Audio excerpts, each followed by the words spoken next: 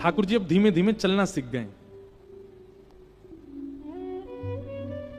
मैया लाला को वस्त्र नहीं पहनाती है, आभूषण पहनाती है। आभूषण में ही ठाकुर जी ढक जाते हैं थोड़े बहुत, नीचे कुछ पहनते नहीं है, नंगे ही घूमते हैं पूरे दिन।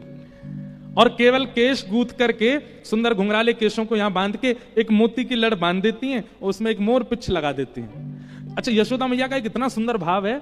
यशोदा मैया क्या करती हैं? सुबह उठती हैं, स्नान ध्यान करके और सब घर के कामों से निवृत्त होकर फिर ठाकुर जी को उठाती हैं। और उठाने के बाद मैया नहवाती नहीं है लाला को, तो अपने सुंदर वस्त्र पे ही जल लेकर के निचोड़ के, गीले गीले जल हो जाते हैं उससे मुख पोंछती है, नाक पोंछती है, माथा पोंछती है, गला पोंछ के सर्वांगीण अंग पोंछ देती है। और पोंछने के बाद फिर ठाकुर जी का सर्वांगीण श्रृंगार करती हैं। आंखों में काजल लगाती हैं, तिलक लगाती हैं, केश गूंथ करके सुंदर जूड़ा सा बना देती हैं, उस पर मोर पिछ लगाती हैं। ठाकुर जी को सुंदर सुंदर आभूषण पहनाती हैं, हाथों में बाजूबंद, कड़ूला आदि सब पहना करके ठाकुर जी को सुंदर तैयार कर देती हैं। और सुंदर तैयार करके फिर मैया ने एक दूर जाती हैं और दूर जाकर के फिर लाला की आरती करके नजर उतार करके बलैया लेती हैं। और बलैया लेके फिर क्या करती हैं?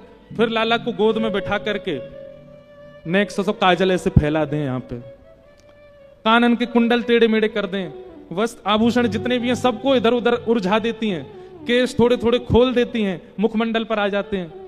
लाली माँ जो ओष्ठ के आसपास लगी उसको ऐसे फैला देती हैं, थोड़ी रज लेकर के मुख पे लगा देती हैं, बुरे बाबड़े कर देती हैं लाला को। क्यों? कोई की नजर ना लगे, अब चलो जा बाहर। सुंदर श्रृंगार करके और ठाकुर जी को बिगाड़ के फिर छोड़ती हैं बाहर। सब गोपी कहें मैया एक तो तुम्हारो लाला इतना सुंदर, ये तो बुरे श्रृंगार में भी सुंदर लगे, लेकिन तुम ने आराम से श्रृंगार करे करो। कभी आको काजल फैलो भयो, कभी आके मोती लड़ गिरी भई, कभी आके केश ऐसे मुख पे आए रहे, कभी आके गली की माला इतर बितर रहे, ने ढंग से कर दे करो। मैया बोली कोई जरूरत ना है, ऐसे ठीक है, ज्यादा सुंदर बनाऊंगी तो नजर लग जाएगी मेरे लाला है। स्वयं दर्शन करती हैं केवल सुंदर लाल का। गोपीन के काजे तो बुरो बाबड़ो बनाते हैं ठाकुर जी। ऐसे ठाकुर जी। एक दिन ठाकुर जी भीतर बैठे और तभी एक गोपी बाहर से जा रही है, हल्ला करती भाई, अरे कोई आम ले लो, कोई सेब ले लो, कोई अमरूद ले लो, कोई केला ले लो, फल बेचती भाई जा रही है। आंगन में यशोदा मैया कछु कर रही हैं और ठाकुर जी पास में खेल रहे हैं। ठाकुर जी ने जैसी आवाज सुनी, आवाज सुन करके अभी बोलना ना जाने धीमे धीमे तोतली वाणी में मैया के पास गए और मैया से जाके इशारों करने लगे, ये फल बेचे वाली जो जा रही का मुंह फल लेनो है। यशोदा मैया ने फिर बैठा दिया ठाकुर जी, कहां जाएगो, मत जावे। ठाकुर जी फिर उठ के खड़े हो गए, फिर मैया के पास गए, मुंह फल लेनो है। ठाकुर जी बोले, मैया बोली लाला फल ऐसे ना मिलो करें, धन देनो पड़े फलवारी इनको, धन नहीं तो अनाज देनो पड़े तब जाकर के फल मिले। ठाकुर जी बोले मैं दे आऊंगा, मुझे जान दो। मैया बोली अच्छा चल जा, फल खरीद के ला, आज मैं देखूं तो कैसे लावेगो। सो ठाकुर जी पहले तो अनाज घर में गए और वहां जाकर के छोटे छोटे हाथन में ठाकुर जी ने ऐसे अनाज भर लिए। नेक से लाला 1-1.25 साल के हैं, अभी चलना सीखे हैं, बस हाथन में अनाज भर लियो और अनाज भर के अब ठाकुर जी फल लेवे जा रहे हैं। तो अनाज तो भर लिए लेकिन यहां से हाथ ऐसे खुले हुए, सबरो अनाज नीचे गिरते जा रहा है। और वहां में भी बड़े लोग तो भैया संभलनो जाने, बालक तो कूदते भय जा रहे हैं, ठाकुर जी जोड़ते कूदते भय जा रहे, सबरो अनाज गिरते जा रहा है। और यशोदा मैया इस लीला को देख रही है, लाला आज फल लेवे जा रहा है, खरीदवे जा रहा है। जैसे ही नंद भवन के सामने थे वो गोपी निकली, तोतली वाणी में ठाकुर जी चिल्ला रहे, अरे फल वाली रुक जा, अरे नेक रुक जा। और उसका स्वर जैसे ही सुना है, ठाकुर जी का स्वर जैसे ही देखा, नन्हे से गोपाल जी केश घुंघराले फैले हुए हैं, सुंदर आभूषण पहने, हाथ में गेहूं लेकर के दौड़ते उछलते जा रहे हैं, सबरे गेहूं फैलते जा रहे हैं। और इतनी तत्परता फल लेने की ठाकुर जी के मुख पर दिख रही है। उस छवि को देख करके वो फल बेचेवारी तो मोहित है गई लाल जी पे। विक्रेतु कामा खेल गोप कन्या मुरारी पादार पित चित्त वृत्ति, उसकी चित्त वृत्ति लग गई ठाकुर जी के चरणों में, बैठ गई, थोड़ी पे हाथ धर के ठाकुर जी को दौड़ते आते हुए देख रही है। ठाकुर जी समीप गए और समीप जाके हमें फल दे दे। गोपी ने हाथ आगे किया, पहले कछु दो। सो ठाकुर जी के हाथ से सबरे गेहूं फैल गए, एक गेहूं को दानो बचो बस। सुवाकू लेकर करें ले, जाके बल में जितना आवे दे दे। और एक गेहूं को दानो लेकर के गोपी ठाकुर जी को देख रही है और रूप माधुरी को देख करके आनंदित हो रही है। माई को आम बेचन आई, माई को आम बेचन आई, तेर सुनत मोहन उठ धाये, तेर सुनत मोहन उठ धाये, भीतर भवन बुलाई, माई को आम बेचन आई। ठाकुर जी ने उसको एक गेहूं का दाना दे दिया।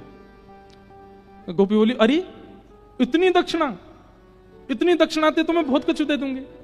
ठाकुर जी बोले, ना इतना दे दे जितना मेरा पेट भर जाए, बस इतना दे दे। अब वो सखी क्या कर रही है? ठाकुर जी तो बोली, थैला लाए हो संग में? ठाकुर जी बोले, थैला के बराबर तो हम ही हैं, कहां ते थैला ला में, ऐसी दे दे। एक फल हाथ में दे दिया, छोटे छोटे हाथ, फलन ते छोटे तो हाथ हैं लाल जी के, एक आम ले लियो, एक में सेब ले लियो। अब गोपी बोली, ये वाले हाथ उठाओ। ठाकुर जी ने ऐसे उठाओ, एक केला यहां लगा दियो, बोले अब हाथ नीचे कर लो, ऐसे कर रहे हैं। दूसरा केला यहां लगा दियो, तीसरा यहां फल रख दियो, ऐसे ठाकुर जी के हाथ सबरे फलन में कर दिए। ठाकुर जी ने कमर पे एक कपड़ा बांध रखो, वो कपड़ा खोल करके वहां में खूब सारे फल खोस के एक गुर्र गांठ बांध दी, कर्री गांठ। सो ठाकुर जी के पेट पे फल बांध दिए। थोड़े छोटे छोटे कचू अंगूर हैं, वो ठाकुर जी के केशन के बीच में लगा दिए। एक आध कोई सामग्री यहां लटका दी। ठाकुर जी इतने सुंदर लग रहे हैं, उनके रूप माधुरी को देख करके वो फल बेचने वाली तो मोहित ही हो गई। ठाकुर जी जैसे ही नंद भवन जाने लगे, उसके तो मानो जैसे प्राण निकलने लगे। दौड़ते दौड़ते ठाकुर जी जा रहे हैं, कहीं से आम निकल के गिर रहे हैं, कहीं से केला गिर रहे हैं, कहीं से सब गिर रहे हैं। यहां आए थे तो एक अनाज का दाना हाथ में, नंद भवन पहुंचे तो भी एक ही फल लेके पहुंचे, सब गिर आए रास्ता में। गोपी उस स्वरूप को देख करके जैसे ही आगे बढ़ी, फल लेकर के चलने लगी। अब ये नहीं कह रही है आम ले लो, अमरूद ले लो, केला ले लो, अब तो कह रही है कोई घन श्याम ले लो री, कोई नंदलाल ले लो री, कोई घन श्याम ले लो री, कोई नंदलाल ले लो री। पूरे नगर में भ्रमण कर रही है, नंदलाल ले लो, घनश्याम ले लो, कृष्ण ले लो, मुरारी ले लो। ऐसा रूप है ठाकुर जी को, कहां तक वर्णन करें, इतनी लीलाएं हैं श्री ठाकुर जी की ब्रज की। 11 वर्ष 56 दिन में ठाकुर जी ने उस प्रेम के समुद्र को प्रकट कर दिया वृंदावन में, जिसमें आज तक गोते लगा रहे हैं और लाखों वर्षों तक गोते लगाते रहेंगे लोग। वह प्रेम का सरोवर है।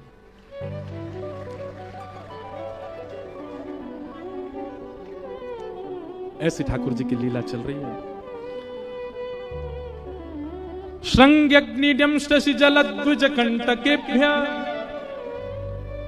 लीला क्रीड़ा परावति चलौ स्वसतो निषेद्धुम ग्रह्याणि कर्तुमपि यत्र न तज्जनन्यो शोकातयापतुरनं मनसो वसस्थान। ठाकुर जी विविध विविध लीलाएं कर रहे हैं, उन सबका वर्णन यहां किया गया है। हम सबको प्रणाम, बस श्लोक गा के प्रणाम कर दे रहे हैं। ब्रज लीला है तो बहुत सुंदर। ठाकुर जी कभी सींग से लटक जाते हैं गैयाओं की श्रृंगी, कभी अग्नि से खेलते हैं, कभी द्यमष्टि रोने लग जाते हैं मैया के पास जाके। मैया के काय को रो रहा है? बोले मैया मैं इतना बड़ा है गया, मेरे सबरे दांत काय को ना निकल रहे, 4 ही निकल के आए हैं अभी तक। मैया बोली लाला तू अभी छोटा, मैं छोटा, गैया ने तो अभी बछड़ा दियो 2 महीना पहले, वाके सबरे दांत निकल आए मैया, मेरे अभी 2 ही निकल के आए हैं। मैया बोली तो अब क्या करूं बता? बोले मैया तेने खावे पीवे में कमी छोड़ी जब मैं तेरे गर्भ में हतो, यही मारे मेरे दांत नहीं निकले अभी तक। 4 दिन तक ठाकुर जी रोते ही रहे। नंद भाव बोले लाला कहा भयो?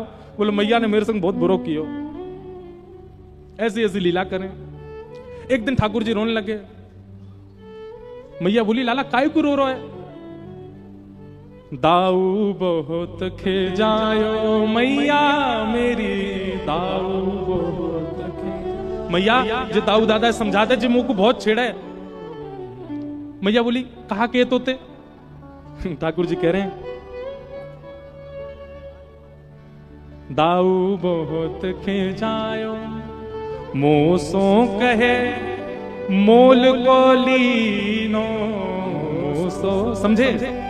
मोल को लीनो यशुमति कब जायो लाला, तू यशुमति। मैया जी जसोदा जे दाऊ दादा मुझको बहुत छेड़ा है। मैया बोली कहा के? बोले यूं के कि तो हम आधी रोटी पे लेके आए कोई ते, तू यशोदा को लाला ना है, तू यशोदा को पुत्र ना है, तू तो आधी रोटी में हम कहीं से लेके आए। मोसो कहे मोल को लीन हो, मोसो कहे तू यशुमति कब जायो लाला, तू यशुमति। यशोदा मैया ने जैसी बात सुनी सोई लाला गोद में बैठा। लाला तू बाकी बात पे भरोसा काहे को करे? मैया कछु घटना ऐसी है जाए बात पे मुझे भरोसा है जाए कि दाऊ दादा सही कह रहा है। मैया बोली ऐसी कौन सी घटना है गे? ठाकुर जी बोले मैया गोरी बाबा गोरे, मैया गोरी मैं कारो कते जायो मैया, मैं कारो कते। मैया तू भी गोरी है और जी नंद बाबा गोरो, मैं कारो कैसे है गो मैया? यशोदा मैया अंक में भरे। लाला तू रात में भयो ना, यहाँ हमारे कारो है गो है, चिंता मत करे। अंधेरी रात में भयो, यहाँ हमारे तेरो स्वरूप कारो है गो। और देख तू सबरी गैयान में सबसे ज्यादा दूध पीवे श्यामा गैया को, बहु सांवली है वाको दूध पीवे, यहाँ हमारे सांवरो है गो।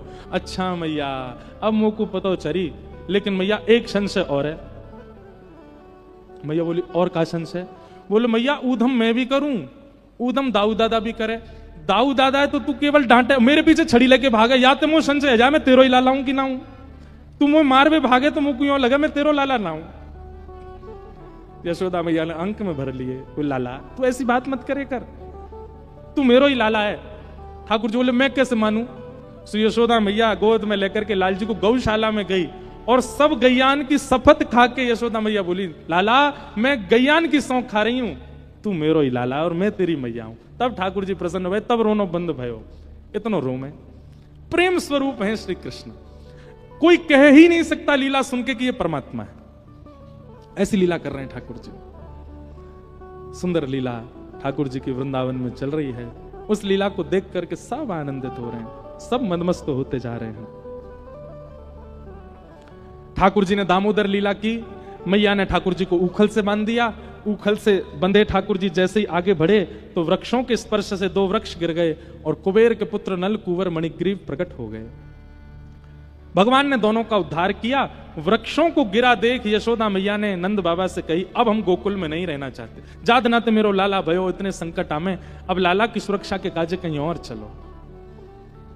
और सब गोकुलवासी ठाकुर जी सहित श्री वृंदावन को प्रस्थान कर गए। बोलो आ गए। भैया देखो एक बात हमारी सुनो, आपका जो सागर है ना, यहां भी लीला करते हैं ठाकुर जी, अटल बिहारी जी, राधा वल्लभ जी, द्वारिकाधीश जी। हमें एक वैष्णव एक पर्चा 3 बार दे गए, बोले महाराज जी इसको पढ़ना। आज वसंत उत्सव करने के बाद पढ़ा और उसमें एक बड़ी प्रसिद्ध लीला, अब यहां तो लोगों को पता होगी पर कई लोग बाहर की कथा सुन रहे हैं ना, जो सागर कभी आते होंगे या कभी भविष्य में आए, उनको भी पता होना चाहिए कि यहाँ के ठाकुर बिल्कुल साक्षात हैं। वैसे ठाकुर की साक्षातता पर कोई प्रश्न चिन्ह नहीं है, वो तो हमारे घर के ठाकुर जी भी साक्षात हैं, पर यहाँ के जो लाला हैं वो ब्रज से यहाँ ब्रज प्रकट करने आए हैं, इस बात की साक्षात्ता के लिए कथा प्रमाण है। कथा है कि अब मुझे नाम तो सबके याद नहीं, पर मैं कथानक बस सूक्ष्म से सुना दूं कि प्राचीन काल में खजुराहो और भोपाल का ये राजमार्ग सागर बीच में पड़ता है। यहां ठाकुर जी किसी भक्त की भावना की पूर्णता के लिए आए और श्री अटल बिहारी जी का यहां पर मंदिर निर्माण किया गया। तो कहते हैं कि प्राचीन काल था, इतने लोग भी नहीं थे, इतना धन भी नहीं था मंदिरों में। देखो मंदिर में धन अर्पित आप मंदिर के लिए नहीं करते हैं, ठाकुर जी के लिए नहीं करते। कई लोग कहते हैं मंदिर में क्यों डोनेशन चढ़ाना, मंदिर में क्यों ठाकुर जी के साथ, ठाकुर जी को तो लक्ष्मीपति हैं, उनको क्या आवश्यकता? उनको आवश्यकता नहीं, पर मंदिर में कितने सारे कार्यकर्ता हैं, मंदिर के पुजारी जी हैं, उनका भी परिवार है, मंदिर का निर्माण है, मंदिर में भोग है, उन सबके लिए अर्पित करना चाहिए भाव। ठाकुर जी को आवश्यकता नहीं उसकी। तो धन नहीं था, इतने ज्यादा धन नहीं थे, तो धन ना होने की वजह से पोशाक भी नहीं, श्रृंगार भी नहीं और कई बार भोग भी नहीं ठाकुर जी के लिए। रात्रि का समय और श्री बिहारी जी, अटल बिहारी जी को व्यारू भोग रखने की सामग्री नहीं थी। ठाकुर जी का व्यारू, रात्रि के भोग को व्यारू बोलते हैं। श्री अटल बिहारी जी का व्यारू भोग नहीं लगा था। पुजारी जी, महंत जी जो उस काल के थे, बड़े व्याकुल हो गए। चरणों में प्रणाम करते हुए श्री अटल बिहारी जी से कहा, हे नाथ, हमें क्षमा करो, आप कृपा करके हमारी सागर में पधारे हैं, सागर के वैष्णवों पर, बुंदेलखंड के लोगों पर कृपा कर रहे हैं, पर आपका हम भोग भी नहीं धरा पा रहे हैं, इतनी हम लोगों पर अयोग्यता है। आज ठाकुर जी आप बस अपनी व्यवस्था कर लें, या तो ब्रज ही चले जाएं, रात में वहीं आपको भोग प्रसादी हो। अब देखो, ठाकुर जी कोई पाते नहीं है, पर प्रेमी अगर सेवक है तो ठाकुर जी पाते भी हैं, ठाकुर जी को भूख भी लगती है। और कोई व्यक्ति केवल थाली रखता है, उसको कोई भावना नहीं, ठाकुर जी पाते भी नहीं है। एक बार हमारे वृंदावन की घटना, किसी मंदिर में ठाकुर जी का भोग पधराया गया। भोग पधराने के बाद में पुजारी जी बाहर आ गए, कपाट लगा दे। ठाकुर जी के भोग में कपाट क्यों लगाते हैं? ताकि ठाकुर जी सहज हो जाएं और सहज होकर के प्रेम से प्रसाद पालें। किशोरी जी आएंगी, किशोरी जी पवाएंगी, मधुमंगल श्रीदामा सब सखा आएंगे, सब बैठ के पाएंगे ठाकुर जी के साथ। अब हम लोगों की दृष्टि में इतनी भावना नहीं कि ठाकुर जी हमारे सामने प्रकट भोग लगा लें, इसलिए कपाट रखा जाता है। और उसका भी नियम होता है, 15 मिनट, 20 मिनट, 45 मिनट, उतनी देर ठाकुर जी का भोग लगेगा, कपाट रहेंगे, चाहे कोई आ जाए, कपाट नहीं खुल सकते। और कपाट खोलने से पहले ताल बजाए जाते हैं, ठाकुर जी को सहज किया, ठाकुर जी हम आ रहे हैं भीतर, आप सहज हो जाओ। तो पुजारी जी ने भोग धरा। भोग धरने के बाद आप बाहर बात करने लगे किसी से, और बात करते करते आपको लगा कि समय पूरा हो गया, और जबकि समय अभी भोग का पूरा हुआ नहीं था, और आप बिना ताल बजाए मंदिर के भीतर प्रवेश कर गए। जैसे ही आपने पर्दा हटाया, ठाकुर जी को पता तो चल गई पुजारी जी आ रहे, दौड़ते भागते बेचारे अपनी पीतांबरी कस के जाके अपने सिंहासन में जैसे खड़े भये। खड़े तो हो गए ठाकुर जी, लेकिन दाल और कड़ी और चावल मुख पे ही लगे रह गए, मुख पहुंचना भूल गए। और पुजारी जी ने वो देख लिया, और जैसे पुजारी जी ने देखा, नेत्र सजल हो गए। पुजारी जी दूर से बिलियां लेने लगे, जय जय, क्षमा करियो, आज ताल बजानो भूल गो, लेकिन ताल बजानो भूल गो तभी तो ये दर्शन हुए। ठाकुर जी का मुख स्पष्ट करके, स्वच्छ करके क्षमा याचना की, फिर से भोग बना के फिर पधराया। हमारी वजह से ठाकुर जी को श्रम हो गया। ठाकुर जी पाते हैं, पर कब पाते हैं? पवाने वाला प्रेमी हो, वो केवल थाली रख के उठाना जानता हो, उसना पाते भी नहीं है ठाकुर जी। इतने वैष्णव हैं पूरे विश्व में, कहीं तो कोई होगा प्रेम से पवाने वाला, वहीं पाते हैं ठाकुर जी।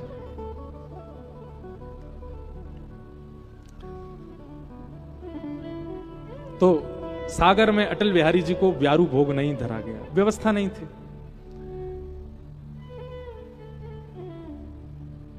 कपाट बंद करके, पर्दा आदि करके, ताला लगा के बड़े व्यथित मन से पुजारी जी चले गए, रोते रहे, बोले आज हमसे हमारे कैसे अभागे, इससे बढ़िया तो ठाकुर जी सागर आमे ही नहीं, वहीं रहते, कम से कम प्रेम से प्रसाद तो पाते, यहां हम पवा ही नहीं पा रहे ठाकुर जी को। लेकिन उनकी विरह वेदना, पास ही में एक सुंदर दुकान थी, आज सुबह से वहां कोई आए भी नहीं थे ऐसे प्रसाद लेने वाले। सुंदर दुकानदार जो थे, बढ़िया मिठाइयों को दोना में परोस करके बाहर सजा के रखते थे, लोग बाग आके धनराशि देते, वो दो नाम देते, लोग भोग लगाते बिहारी जी का। पर आज कोई दर्शनार्थी नहीं आया सुबह से। अचानक से शाम का समय, रात्रि का समय, मंदिर आदि बंद हो गए, दुकानें सब, बाजार बंद होने लगा। तो जिनकी मिष्ठान की दुकान थी वे भी अपनी दुकान बंद करने लगे। तभी एक बढ़िया सेठ साहूकार का रूप, बढ़िया सुंदर, गले में स्वर्ण पहने हैं, अंगूठियां पहनी हैं, कड़ूला पहने हैं, हाथन में कानन में कुंडल, और बढ़िया कोई जैसे मानो सेठ हो, कोई ऐसा रूप धारण करके कोई आए और आकर के कहा, भैया क्या दाम है, कितने सेर आपके यहाँ मिलती है मिठाई। पहले तो रूप देख करके वो बोले कि कोई सामान्य रूप, सामान्य किसी व्यक्ति का रूप तो नहीं लगता, बड़े सुंदर हैं। दोबारा पूछा, अरे भैया आपसे पूछ रहे हैं क्या भाव लगाई है मिठाई। बता दिए जो भी उस समय का मूल्य था, वो इतना है, इतने रुपया एक दोने का है, आप ले लीजिए। आपने दोना उठाया और उठा करके जैसे ही अपनी जेब में हाथ डाला तो रुपया था ही नहीं। आपने कहा, भैया हम रुपया तो भूले आए घर पे, हम क्या दें आपको। तो इतना सुंदर रूप था उनका, इतने, उनकी उपस्थिति इतनी सकारात्मक थी कि वे मिठाई वाले भैया बोले, कोई बात नहीं आप ले जाओ, धन तो कभी दे देना आप, कोई बात नहीं। नहीं नहीं नहीं, ऐसे नहीं पाना चाहिए, कुछ तो देंगे हम आपको। खूब मना किया, बोले कोई बात नहीं आप फिर कभी दे देना, पर नहीं हम तो दे के जाएंगे। और तभी उन सज्जन व्यक्ति ने अपनी एक अंगूठी हीरा की उतार के धर दी। बोले महाराज जी अंगूठी रख लीजिए। और इसके अरे भैया अंगूठी तो बहुत मूल्यवान है, इतने की तो कोई मिठाई नहीं पाई आपने, आप ये मत दे के जाइए। बोले नहीं नहीं आप रखिए। और ऐसा कहकर के वो मिठाई खूब मना करते रहे पर नहीं, दे के चले गए। उन्होंने भी सोचा पता नहीं बड़ा अद्भुत व्यक्ति जिसके रूप से उस उपस्थिति से इतना आनंद हो रहा था। अंगूठी ले गए, ले जाकर के अपनी तिजोरी में घर पे रख दी, सो गए। सुबह का उनका नियम रोज आके अटल बिहारी जी के दर्शन करते, फिर अपनी दुकान खोलते। आकर के जैसे ही दर्शन करने आए तो भीड़ लगी थी लोगों की। भीतर प्रवेश करके जैसे ही पूछा तो सब लोग व्याकुल। उन्होंने पूछा क्या हुआ, इतनी भीड़ कैसे आज सुबह? बोले भैया पुजारी जी कह रहे हैं कि रात्रि में ठाकुर जी को ब्यारू भोग नहीं लगा, कोई सामग्री भोजन की पधराई नहीं गई, पर सवेरे जब ताला आकर के खोला है तो सामने 2 दोनान में मिठाई रखी है और ठाकुर जी के हाथ की निज अंगूठी वो अंतर्ध्यान कोई चोरी कर ले गया है। लेकिन आश्चर्य की बात यह, चोर भी आया था तो ताला तोड़ा होगा, ताला तो टूटा ही नहीं है, यथावत लगा है। फिर कैसे ये घटना घटी? दुकानदार ने जैसे ही देखा दोने की ओर और अंगूठी का चिंतन जैसे हुआ तो सोचने लगे कि रात्रि एक घटना घटी है, कोई व्यक्ति हमसे प्रसाद लेके गया, भेंट में अंगूठी दे गया, कहीं ऐसा तो नहीं है कि बिहारी जी की लीला हो। आपने तुरंत दौड़ करके अंगूठी लेकर के आए, आकर के पुजारी जी को देखी, यही अंगूठी है क्या ठाकुर जी की? देख करके पुजारी जी बोले हाँ यही अंगूठी है। यह सुनते ही वे भावुक हो गए। बोले अरे भैया आपने कल भोग नहीं धरा ठाकुर जी को और आप इतने व्याकुल हो गए जाकर के कि आपकी व्याकुलता के कारण ठाकुर जी ही आए और आकर के अपनी अंगूठी भेंट दे करके प्रसाद लेकर के गए, रात में ब्यारू भोग पाया। तो भैया सागर वारे धन्य हो, हमारे वृंदावन चंद यहां भी बैठे हैं और पूरी लीला कर रहे हैं। ऐसी लीलाएं तो हमारे ब्रज में करते हैं ठाकुर जी। ब्रज के अन्यत्र कहीं लीला श्री कृष्ण की प्रकट हो रही है तो इसका मतलब कोई तो गोपी है वहां पे, कोई तो ग्वाला है वहां पे, कहीं तो वहां ब्रज व्यवस्थित है। और ब्रज है ही बुंदेलखंड में, कितने रसिक हुए। इसीलिए ठाकुर जी यहां लीलात्मक भाव से, धन्य है आप बुंदेलखंड के निवासी। ऐसे हमारे ठाकुर जी वृंदावन गए, वृंदावन में जाकर के अनेक लीलाएं की, सबको हम प्रणाम मात्र कर देते हैं। और अब गिरधर लाल जी भी आवे वारे हैं, सीधे गोवर्धन लीला की ओर चलते हैं, अति काल भी हो रहा है। कल कथा का समय यथावत 3 से 6 का ही है, पर परसों विश्राम दिवस की कथा सवेरे 10 बजे से है, क्योंकि हम यहाँ कथा विश्राम करके सीधे हमारी फिर 7 तारीख से हिमाचल में कथा है, बीच में एक 6 तारीख हमारे पास है, तो उसमें हमको कुंभ जाने का एक लोभ है, तो यहाँ जल्दी कथा पूरी करके कुंभ में प्रस्थान करेंगे। इसलिए परसों विश्राम दिवस की कथा आप लोग श्रवण करने के लिए सुबह सुबह जल्दी आ जाना। आप कहोगे महाराज जी हमारे काम हैं, धंधे हैं, जो भी हैं, तो जैसे बीमार हो जाने पर आप अपने धंधे कामों पर नहीं जाते, ऐसे उस दिन बीमार घोषित कर लेना अपने आप को, कथा में आ जाना। और 9 बजे ही आ जाइएगा, क्योंकि 10 बजे से 12 बजे तक कथा का क्रम रहेगा, थोड़ी देर ऊपर नीचे होगा, विश्राम दिवस है। और 12:30 बजे तक लगभग कथा को विश्राम करके फिर हम प्रस्थान करेंगे। इसलिए कल तो कथा का समय यथावत है 3 से 6, कल और विस्तार से चर्चा करेंगे, पर परसों सुबह कथा होगी, आप सब लोग ध्यान से आना। 2 दिन की कथा बची है, परसों के बाद तान दुपट्टा सोना दोपहर में, खूब दिन भर जो है सागर में ऊधम मचाना, कोई डिस्टर्ब नहीं करेगा आपको, कोई नहीं कहेगा आके कथा में पहले जगह अपनी पकड़ लो, खूब आनंद करना, हम परेशान नहीं करेंगे आपको। फिर परेशान करने बहुत जल्दी सागर फिर आएंगे और अगली बार कुछ ज्यादा परेशान करने आएंगे। इस बार तो हमने बस 2-3 घंटा ही किए हैं, अगली बार ने एक और समय सुनाएंगे। सागर के लोगों में भावना तो बहुत है, प्रेमी भावी सब श्रोता हैं यहाँ के, तो उसी भावना से जल्दी आएंगे सागर। आइए गोवर्धन लीला की ओर चलें। अनेक लीलाएं वृंदावन में करने के पश्चात ठाकुर जी ने एक दिन देखो कि महाराज सबरे ब्रजवासी अपने घर में 56 भोग बना रहे हैं। ठाकुर जी ने जाके नंद बाबा से पूछी, बाबा जी कौन के काजे बनना है इतना प्रसाद? नंद बाबा बोले, लाला हम ब्रजवासी को देवता इंद्र महाराज है, वाकु प्रसन्न करवे के काजे, क्योंकि हम सब किसान हैं, हमारी खेती बाड़ी सुरक्षित रहे, तो इंद्र को प्रसन्न करवे के काजे हम साल में एक बार 56 भोग लगा करके इंद्र को प्रसन्न करें। ठाकुर जी बोले, मतलब इंद्र को भोग नहीं लगाओगे तो इंद्र ओला बरसावेगो, इंद्र अतिवृष्टि करेगो? ब्रजवासी बोले हाँ लाला, जाके घर से सामग्री नहीं जावे तो इंद्र वापे नाराज है जाए। ठाकुर जी बोले ऐसे देवता काय काम के, जिनकी क्रिया पूरी नहीं गई तो वो नाराज है जाए। ये बात बिल्कुल ध्यान से सुनिएगा।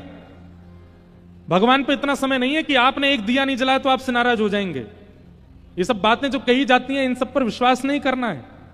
इतना बड़ा ब्रह्मांड है, इतना विकसित ब्रह्मांड है, आपका एक छोटा सा दिया ना जलने पे आपके देवता नाराज हो जाएंगे आपसे? मतलब पूरे ब्रह्मांड में आपका ही दिया चाहिए, उसी से ही उनको दिखता है, उसके अलावा दिखेगा नहीं। ये सब आपका भ्रम बन जाता है कि हमने ऐसा नहीं किया, वो नहीं किया, वो तो भाई हमारे कुल देवता नाराज। ये सब आपके प्रारब्ध के कारण जीवन में आता है। और जितना जिस वस्तु पर आप विश्वास करेंगे फिर वैसा ही बनता चला जाता है जीवन। हमारे वो रूठे पड़े हैं, हमारे पितर रूठे पड़े हैं, हमारे वो रूठे पड़े नहीं। आप अपने कर्म को सिद्ध करते हुए चलिए। देवी देवता इतनी जल्दी नाराज होने वाले नहीं है। हमने ऐसा नहीं किया, वो हम पे नाराज हो गए, क्यों होंगे नाराज? इसलिए अपने कर्म को शुद्ध रखिए, बस उसी पर विश्वास कीजिए। ठाकुर जी स्वयं कह रहे हैं यहां पर, बोले भैया इंद्र नाराज नहीं हो, वाक्य लिए आप 56 भोग लगा रहे हैं। कहीं सूर्य नाराज है क्यों? तो सूर्य ने प्रकाश देना बंद कर दिया तो आपकी खेतीबाड़ी चलेगी? और सूर्य भी नाराज नहीं हुए, इंद्र भी नाराज नहीं हुए, वरुण नाराज हो गए तो, वायुदेव नाराज हो गए तो? पिताजी ऐसे अगर मनाने लग गए ना देवताओं को, 33 कोटि देवता हैं, सबको मनाओ, एक भी नाराज हो जाएगा तो हमारा काम बिगड़ेगा। तब ब्रजवासी बोले तो कहा करें? तब 7 बरस के ठाकुर जी प्रवचन कर रहे हैं ब्रजवासियों के आगे। कर्मणा जायते जंतु कर्मणैव विलीयते, सुखम दुखम भयम क्षेमम कर्मणैवाभिपद्यते। कर्म से ही सुख मिलता है, कर्म से ही दुख मिलता है। जैसे कर्म होंगे वैसा जीवन हो जाता है। पिताजी कई बार पूर्व के कर्म भी हमको इस जन्म में भोगने पड़ते हैं, पर हम दोष मढ़ देते हैं देवताओं के ऊपर। नहीं, कर्म बस शुद्ध रखिए पिताजी। देवताओं को प्रसन्न करने से या इस प्रकार एक एक देव की अलग पूजा करने से आपके कर्म शुद्ध होंगे, आपका सब कुछ पवित्र होगा, ऐसा नहीं होगा पिताजी। कर्म शुद्ध करो, मेहनत करो, परिश्रम करो। और रही बात देव वंदन की, देव पूजा की, तो एक साधे सब सधे। एक ऐसे की पूजा करो जिससे सबकी पूजा हो जाए। बोले एक ऐसा कौन है? बोले साक्षात नारायण भगवान। और वही नारायण हमारे ब्रजमंडल में गोवर्धन रूप में विराज रहे हैं। अगर पूजा करनी है तो उनकी करो। इंद्र भी प्रसन्न है जाएगा, सूर्य भी प्रसन्न, वरुण भी प्रसन्न, सरस्वती भी प्रसन्न, सब देवी देवता एक उनकी पूजा से प्रसन्न हो जाएंगे। क्यों? क्योंकि वो साक्षात नारायण है। जड़ में पानी डालो, सारे पत्ते हरे भरे हो जाएंगे। पत्तों में पानी डालने की आवश्यकता थोड़ी है। एक प्रकार से कहा जाए बंधुओं, श्री कृष्ण कौन है? पर्यावरण मित्र हैं। कौन है? ठाकुर जी कहते हैं आप जप करते हो, आप परिक्रमा करते हो, आप यज्ञ करते हो, आप सारे साधन करते हो, पर पर्यावरण की सुरक्षा का भाव आपके चित्त में नहीं है, तो भगवत मिलन में बाधा ही रहेगी आपके। हम तो कहते हैं यज्ञ तप जप थोड़ा कम हो जाए, पर पर्यावरण की शुद्धि का भाव आपके चित्त में आ जाए ना, ठाकुर जी एक जापक से पहले आपसे मिल जाएंगे, एक तपस्वी से पहले आपसे आके मिल लेंगे। क्यों? क्योंकि आप पर्यावरण के मित्र हो। ठाकुर जी चाहते हैं कि भैया ये 56 भोग बना करके एक पर्वत की पूजा करें, वृक्षों की पूजा करें, नदियों की पूजा करें, पर्यावरण की पूजा करें, तब इनसे सभी देवी देवता प्रसन्न होंगे। कहीं ना कहीं हम भारतीयों से देव नाराज अगर होते भी होंगे, वैसे तो होते नहीं, पर होते भी होंगे तो इसलिए होते होंगे क्योंकि हम पर्यावरण की ध्यान नहीं रखते। देवता सारे प्रसन्न हो जाएं। भारत सबसे ज्यादा प्रिय है देवताओं को, अगर भारत पवित्र हो जाए, स्वच्छ हो जाए। इसलिए पर्यावरण की शुद्धता पहले लाओ, नाम बाद में जप लेना, तिलक बाद में लगा लेना, पहले पर्यावरण की शुद्धि रखो। ठाकुर जी ने सब ब्रजवासी ने कही हमारे यहां जो गिरिराज पर्वत हैं यही नारायण हैं, इनकी पूजा करवे चलो। ब्रजवासी बोले अरे लाला कहीं इंद्र नाराज है तो? ठाकुर जी बोले गिरिराज बाबा की शरण में चलो, जो देख लेंगे इंद्र फिंद्र ने सब ने निपटा देंगे, ये चलो उनकी शरण में। और लाला की बात मान करके सब ब्रजवासी गिरिराज पूजन को जा रहे हैं। आहा,